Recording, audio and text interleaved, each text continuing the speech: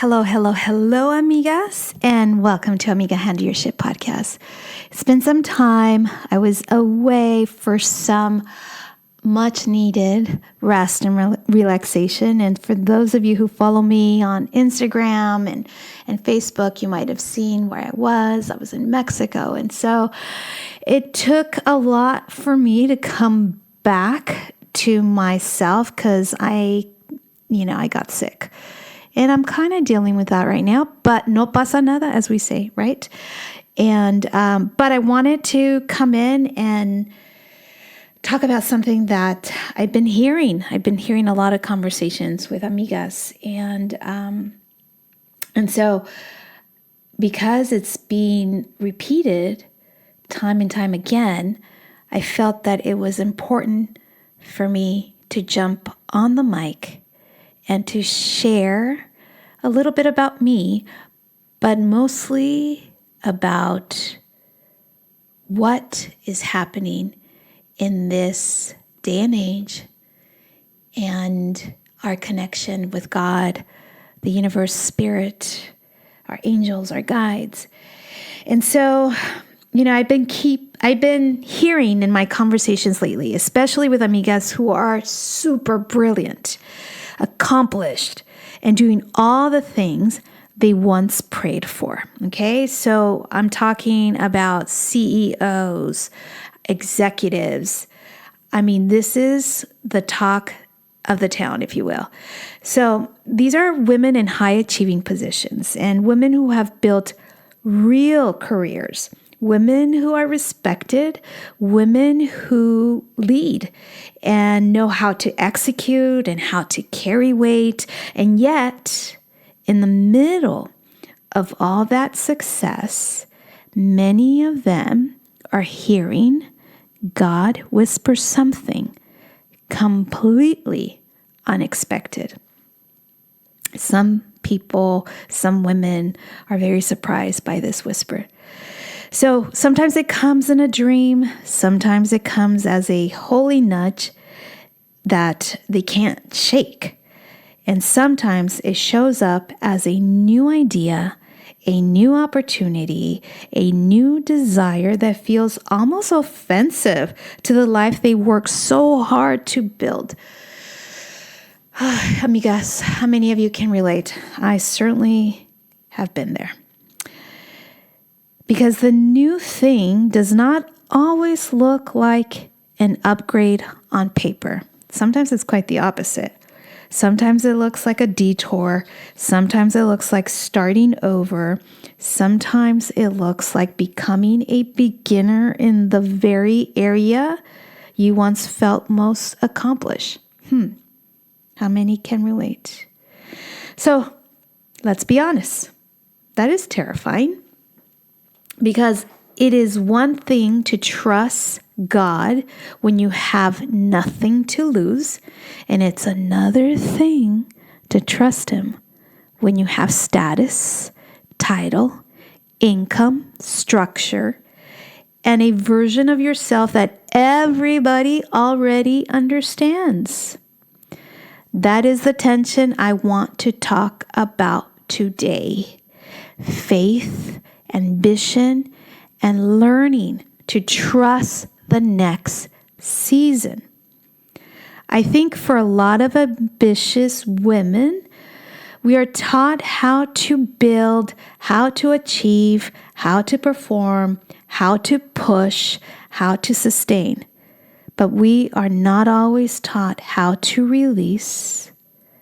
We are not always taught how to discern when the grace on one season is lifting and the invitation into another season is beginning.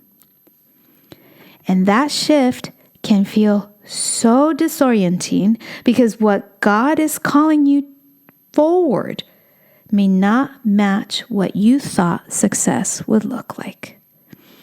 I know this deeply because I remember when I was knee-deep in practicing law, on paper, it made sense. It was respectable. It was solid. It was I was very successful.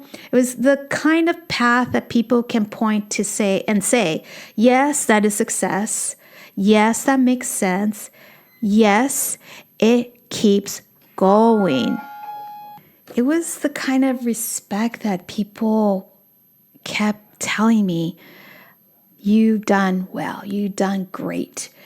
And yes, I can point and say, yeah, I was. And I felt very proud in this identity as a respectable lawyer. So I kept going for many years. But then I heard God's voice loud and clear. Your voice was made for more. Now, let me tell you something. When God says something like that, it sounds beautiful now when I say it into the microphone. But in the moment, it was scary. Because your voice was made for more sounds inspiring until it starts threatening everything familiar. So, that version of me was dissipating. So what does that mean? It starts confronting the version of you that has learned how to survive by being excellent. It starts stretching the version of you that wants and needs the guarantee before obedience. It starts exposing how much of your identity has been tied to what you can produce, what you can prove, and what other people can affirm. And I had to wrestle with that. Was I really hearing God? Was I allowed to want something different? Was it irresponsible to shift? Was I being ungrateful for what I had built? What would people think? What if I left certainty and failed publicly? These are real questions. And I think sometimes in faith spaces, we rush past the fear too quickly, but the fear is the real. The grief is real. The discomfort is real. Trusting God in a new season does not mean you are ever and never afraid. It means you decide that fear does not get the final word. That trust for me is what opened the door for this podcast in 2020. Not because I had every detail planned out, mapped out, not because I suddenly became fearless, not because the transition was easy, but because eventually I realized that obedience was more important than being understood. I want to say that again because somebody needs it. Obedience is more important than being understood. Some of you are in the seasons right now where God is speaking clearly, but the instruction is inconvenient. It does not fit your 5-year plan. It does not flatter your current identity. It may not impress the people around you. It may even sound opposite to everything you trained for. But opposite does not mean wrong. Unfamiliar does not mean disobedient. Scary does not mean you missed God. Sometimes the next season looks nothing like the current because God is not just changing your assignment, He is expanding your capacity. And I really feel this for women who are high functioning and high achieving. Sometimes our biggest challenge is not working hard. It is loosening our grip. It is trusting that the same God who gave us the grace for one season can also give us the grace for the next one. You do not have to have it all master plan or the master plan made right there for you. It's not the whole staircase. You need enough light for the next step. And yes, I know that sounds simple, but living it is another story. Because we want the blueprint, we want the contract, we want the timeline, we want the outcome, we want confirmation, clarity, strategy, peace, and ideally a signed letter from heaven by Friday at 5 p.m. Isn't that how we think? But often what God gives us is just a seed, a mustard seed, not the full tree, a whisper, a picture, a burden, a holy restlessness, an idea that will not leave us alone. And the question becomes, will you honor what He is showing you before it makes sense to everybody else? That is where faith and ambition have to meet in a healthier way.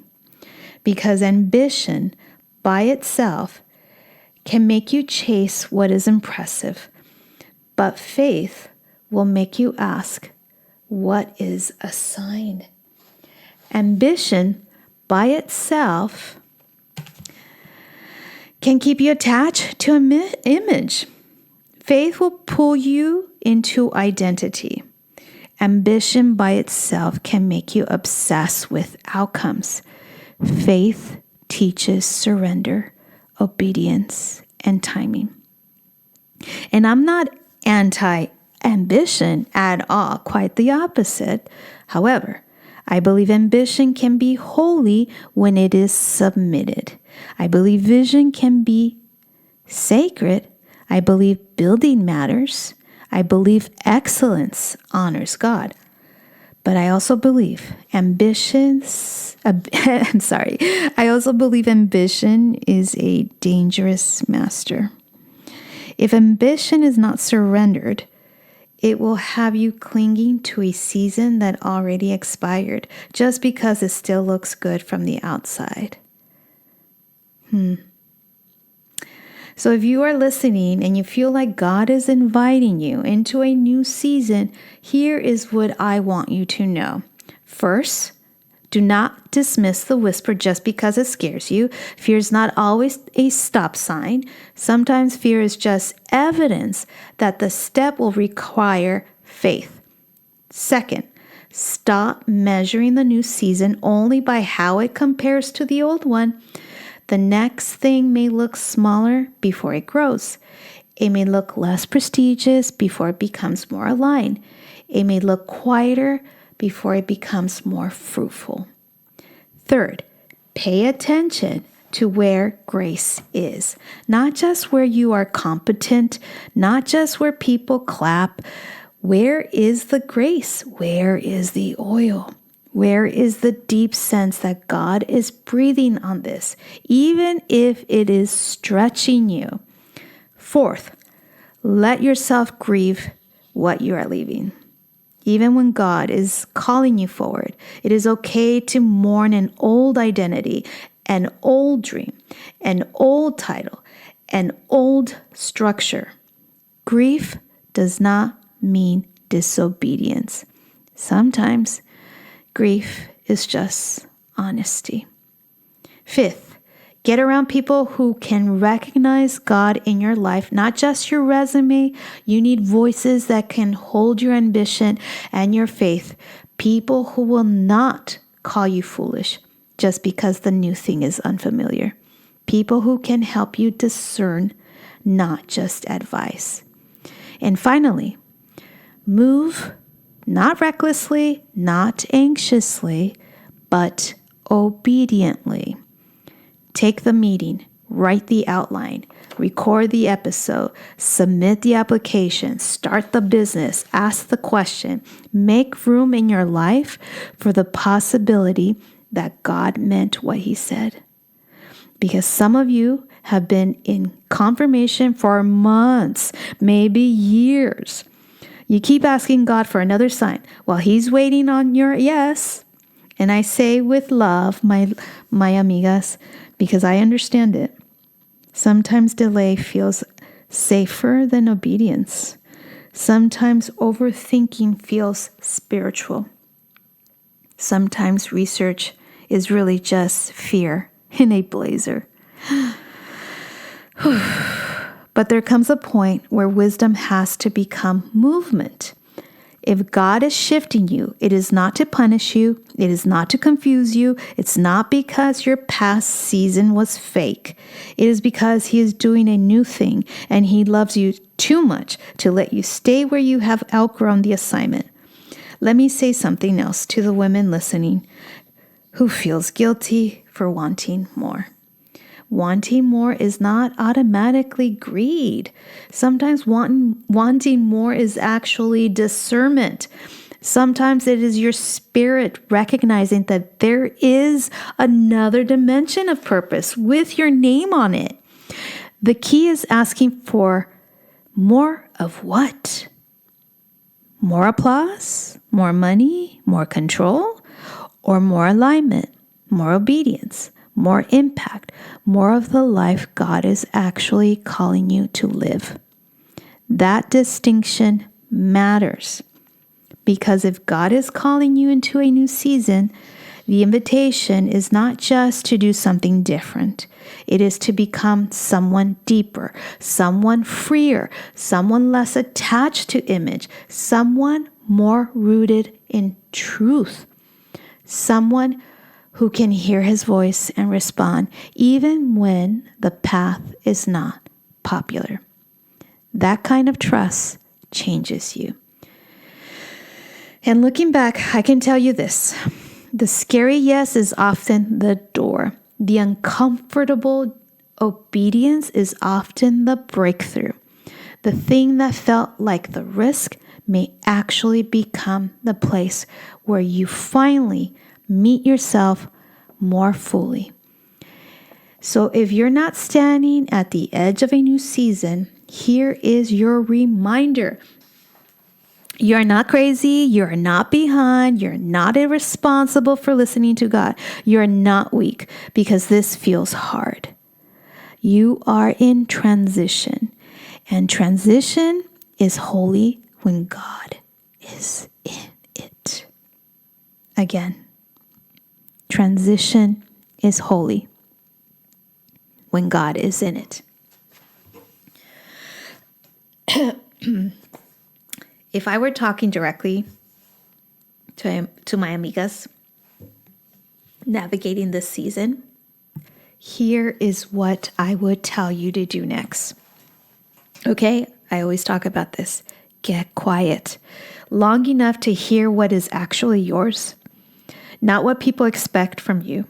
Not what looks good as an outline. Not what feels safest. What is God actually saying to you? Write down the patterns. What keeps coming up in prayer? What themes keep showing up in dreams, conversations, and opportunities? What idea keeps returning even after you try to dismiss it? Name what is really scaring you. Is it financial uncertainty? Is it disappointing people? Is it losing status? Is it being a beginner again? Boy, I certainly felt that way. Those are the things I was questioning. So, call the fear by its name because vague fear feels bigger than it is. Separate obedience from outcome. Your job is not to guarantee success. Your job is to respond faithfully. Let God handle the fruit. Test the next season with faithful action. You do not have to burn your whole life down overnight. You can pilot the idea. You can start small. You can create space for the new thing while still being responsible. So you don't have to burn the boat, you know what I mean? No burning of the boats are required at this point in time. So stop idolizing your current season just because you survived it. Some of us stay loyal to old identities because they helped us become who we are, but not every identity that served you is meant to house you forever. Ask yourself one hard question. If I knew I could trust God completely, what would I do next?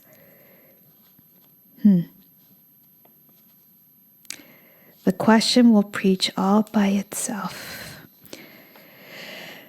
So that is what I want to leave you today. Faith and ambition do not have to be enemies, but ambition has to bow. It has to be submitted to purpose, submitted to timing, submitted to the voice of God. And if He's calling you into a new season, even one that feels opposite, even one that feels risky, even one that asks more of your trust than your strategy, I want to encourage you not to run from it. The next season may not look like what you planned, but it may look exactly like you're becoming.